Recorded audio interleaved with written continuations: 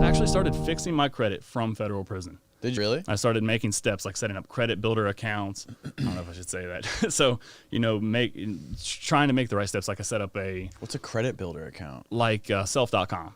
Okay. Or self.inc, I think is what it is. Mm-hmm. You set up it's like a loan. It's a CD. Every month you put $150 into it. And then after a year it unlocks, you get the money back, or you can roll it over into a prepaid card. All of that payment activity goes to build your credit profile. So, part of it was understanding what really contributed to building credit, what it meant, because, negative items is one thing. Having positive history is another. And both things are equally as important. So I read books on it, and multiple books, and I learned what I needed to do to get my credit looking right, and it worked. And and it's not hard. It's just a matter of taking the time to do it. Yeah. And it's the smartest thing you could do, because everything is dependent on your credit. Whether you're going to buy a place and you want a low interest rate on a mortgage, or you're going to buy a car, that 1 point, 1% in interest makes a big difference in your payment. Oh, hell yeah. So having a good credit rating is important, especially as a felon, because now as a felon, most HOAs in the country, I can't live in. They don't want me. I'm undesirable now. There's countries I can't travel to. Australia, it's a no-go zone. I think even Canada, I can't go to. Yeah. So, I'm marked for life in that regard. Can never own a firearm again. There's a lot of things that I can't do. I can apply to vote again. I don't vote. Don't care about voting. But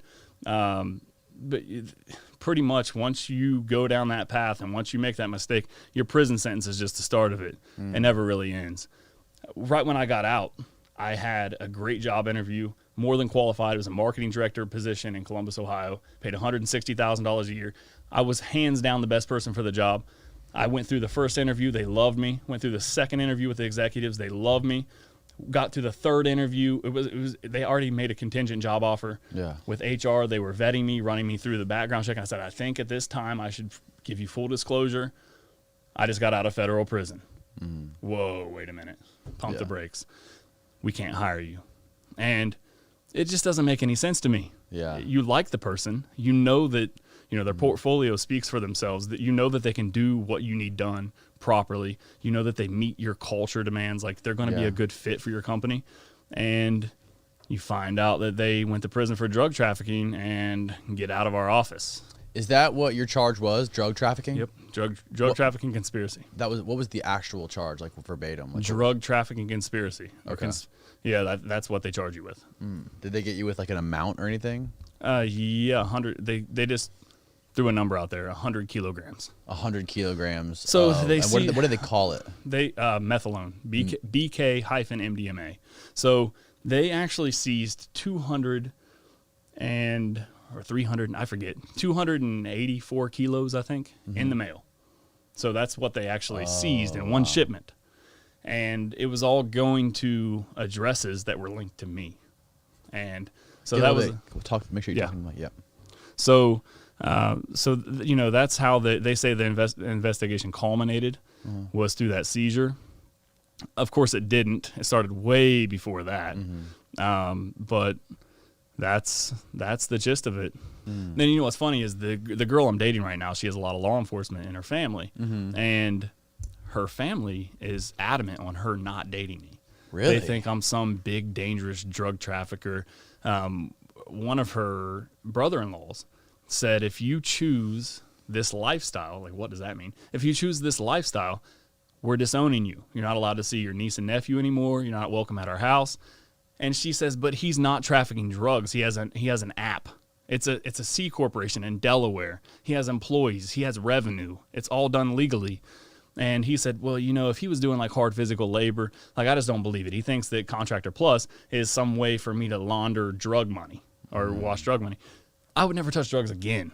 I don't care to use them. I don't care to sell them. But convincing someone who is in that line of work of that is difficult, Yeah.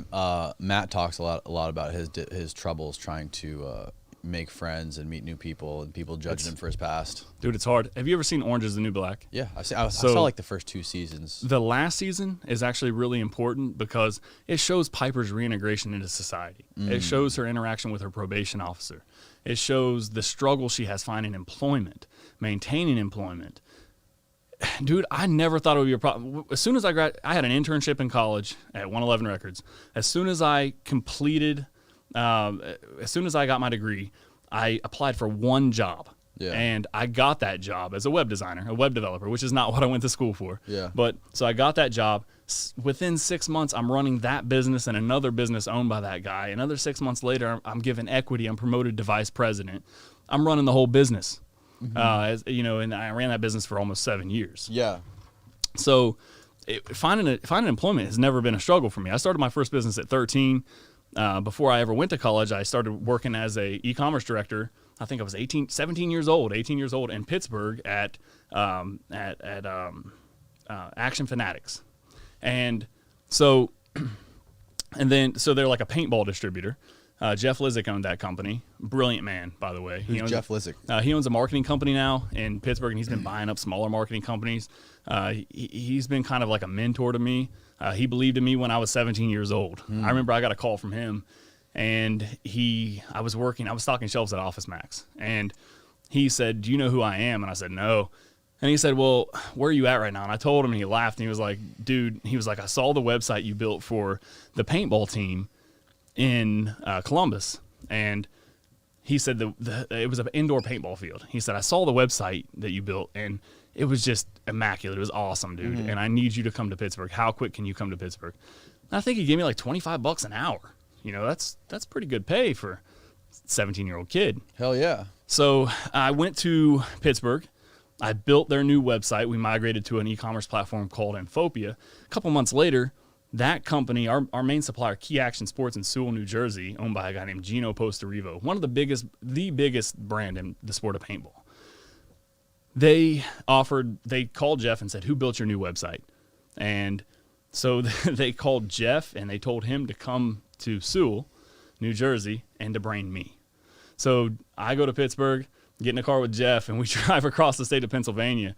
And they pulled us in the conference room separately, first together and then separately, and they made job offers. And because of my age, they offered me, I think, $35,000 a year, and I told them no. I said, my age has nothing to do with it. I'm making more money than that right now. Right. So, but you're going to have 10 people working for you. This is just a starting pay. They tried to sell me on the opportunity, and I said, well, I haven't even went to college yet. I want to go to college. And Jeff, they offered him like $185 a year and like a 10-year contract. He told him no as well. So, just pretty interesting. At that point, I said, it was a pivotal moment. I said, you know what? I'm going to college. I want to go to Full Sail. I'm going to college in Orlando, and I up and moved to Orlando. And that's when life began. Pretty crazy.